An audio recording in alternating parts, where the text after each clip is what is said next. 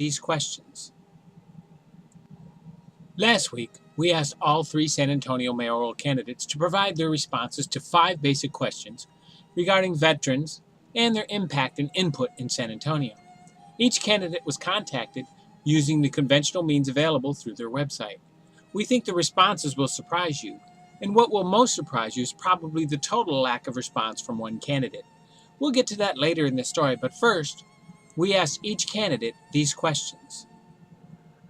What role do you feel veterans play in city government? This means veterans of military service, those who have served and not those currently engaged in active duty. Do you believe in protections for a veteran who has served honorably to protect him or her from on-the-job discrimination? Would you support a mandate that any person or entity conducting business with the City of San Antonio afford these protections to veterans working for them as well? Do you currently have veterans serving in any capacity on your election campaign? If so, how many and in what role? Cite a leadership role if it exists, and what role do they serve? And lastly, if elected, will you hire a veteran to work with you? And if so, what value do you believe the candidate should provide to your tenure as the mayor of San Antonio? If so, in what role would they be hired? Again, in alphabetical order, we will hear the candidate's response to our questions. First up is Manuel Medina. You can visit his electoral website online at www.medina-for-mayor.com. On his website, it gives voters his background, philosophy about governing, as well as the political endorsements he has received. His website states his mantra, "I will unite Democrats and Republicans and challenge the corrupt political culture at City Hall. Together, we represent independent leadership. Together, we represent transparent leadership. Together, we will find solutions to problems that have plagued our city far too long. Generational poverty on the west side, institutional violence on the east side, nightmare traffic on the north side, and neglected infrastructure on the south side." His website online bio states he is a successful businessman, a committed family man, as well as a man of faith. He is financially independent of special interests at City Hall, and his vision, quote, "SA today," unquote, challenges elected officials to focus on problems facing the 1.5 million people living in San Antonio today, such as generational poverty, neighborhood violence, traffic nightmares, and neglected infrastructure. In 2012, he was elected chairman of the Bexar County Democratic Party and was also reelected in both 2014 and 2016. When asked, what role do you feel veterans play in city government? This means veterans of military service, those who have already served, and not those currently engaged in active duty. Mr. Medina stated, "Having veterans serve in city government and in any form of government will undoubtedly provide the group with highly and loyally trained, motivated leadership.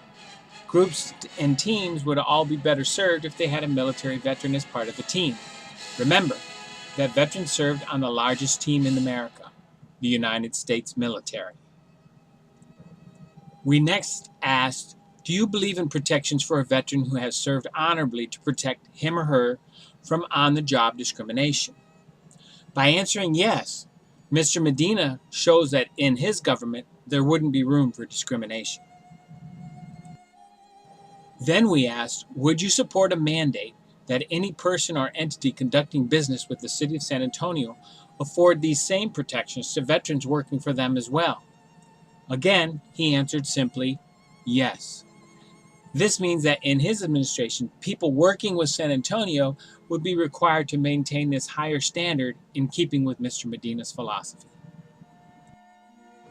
Do you currently have veterans serving in any capacity on your election campaign? If so, how many and in what role? Cite a leadership role if it exists. In fact, Mr. Medina's campaign touts that they have 2 veterans on their election committee, both whom serve in a leadership role. First is Stephen Huerta, a U.S. Army veteran. Mr. Huerta serves the campaign as the policy director and also serves as the State Senate District 26 representative for the State Democratic Party. He is a member of the National Human and Civil Rights Advocacy Group, known as All of Us or None, who are responsible for the national Ban the Box initiative being implemented as policy by the city of San Antonio, Texas. He is also the founder and president of the Second Chance Democrats.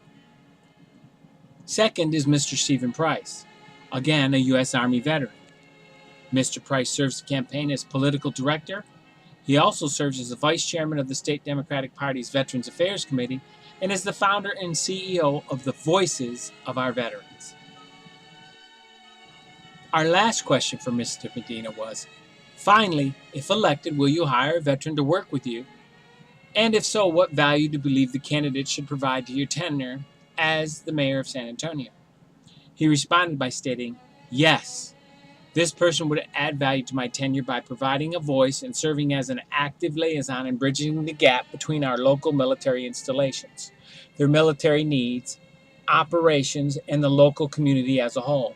And more importantly, by reaching out to and including our veterans in this process, our local veterans, more common than not, have not only served the city of San Antonio as loyal patriotic citizens, civil servants, but have also served in the military here in San Antonio in the past and have decided to stay here, retire or separate, and call Military and Veteran City USA their home. They deserve to have a strong voice in this community. Mr. Medina closed by stating he would use a veteran in a leadership capacity in his administration as the Military, Veterans, and Community Outreach Liaison Officer.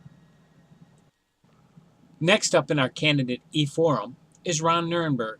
Ron currently serves on the City Council for District 8 in San Antonio, which covers most of the more affluent part of San Antonio, the northwest side of San Antonio from IH-10 and Callahan up to IH-10 and Camp Stanley near Ralph Fair Road. He has held this post since 2013 and was most recently re-elected in 2013. We use the same format to reach Mr. Nirenberg as would a voter, through his website. You can view his election website at www.voteron.com. On his election website, we reviewed his vision and his values. In the vision portion, he states he's running for mayor because he wants us to have the city we deserve, a place we'd choose even if we could live anywhere else on earth. It should be an exciting place where all sides of town can say, I love it here. He further says we deserve a city that listens to us, that treats us with respect, that spends our tax dollars responsibly and openly, and we deserve a city whose leaders are ethical and accountable, and a mayor who has a vision for a bright and successful future. His values stated he believes in responsive, limited government, and it begins with our voice being heard. Adding to that, he states every decision made should meet 3 criteria. Is it fiscally responsible? Is it fair and ethical? And has the homework been done? We asked Mr. Nirenberg the same questions we had posed to Mr. Medina. The first being, what role do you feel veterans play in city government? Again, this means veterans of military service, those who have served, and those that are not currently engaged in active duty. He answered, many veterans in San Antonio are the stewards of our community. They're active volunteers, neighbors, engaged by investing their time and expertise, and they are civic leaders who choose to serve in the most critical areas of the city. It is increasingly important that we seek ways to integrate veterans and their families into positions of leadership by supporting veterans through board commission appointments, city contracting, and city employment, in order to benefit San Antonio with the voice and experience from the military. In addition, through the perspective of veterans and their families, we can continually improve service to the general public. Next, we asked Mr. Nirenberg, do you believe in protections for a veteran who has served honorably to protect him or her from on-the-job discrimination? Like Mr. Medina, he simply answered yes, a simple answer with resounding effect, that discrimination won't be allowed in Mr. Nirenberg's administration. When we asked, would you support a mandate that any person or entity conducting business with the City of San Antonio afford these protections to veterans working for them as well, he again stated, yes. Do you currently have veterans serving in any capacity on your election campaign? If so, how many and in what role? And cite a leadership role if it exists. He answered yes and further stated, although I do not ask for veteran status when hiring, I have learned that several field campaign volunteers are veterans. It is very humbling to have a veteran of the armed services work on our campaign for mayor, as it is not lost on me that protecting our system of democracy was exactly why they served. IFF was happy to hear that veteran volunteers are involved in the campaign, but disappointed that no leadership roles for veterans were cited. And lastly, we asked, if elected, will you hire a veteran to work with you? And if so, what value do you believe the candidate should provide to your tenure as mayor of San Antonio? If so, in what role? Again, he answered yes, adding he will work to ensure that we have the voice of veterans represented in his office staff to ensure a diversity of perspective, particularly as it relates to leading the community we like to refer to as, quote, Military City USA, unquote. IFF was relieved to know veterans would work for Mr. Nuremberg's mayoral administration, but were left wondering in which role they would serve. The final candidate we reached out to was the incumbent, Ms. Ivy Taylor. Again, we use the same method as you, the voter, would use. We visited www.voteivy.com and looked for her contact information. Like the other candidates, we found an email address at the bottom of her electoral website. As you can see, IFF sent our mayoral candidate e-form questions to Ms. Taylor at that email address.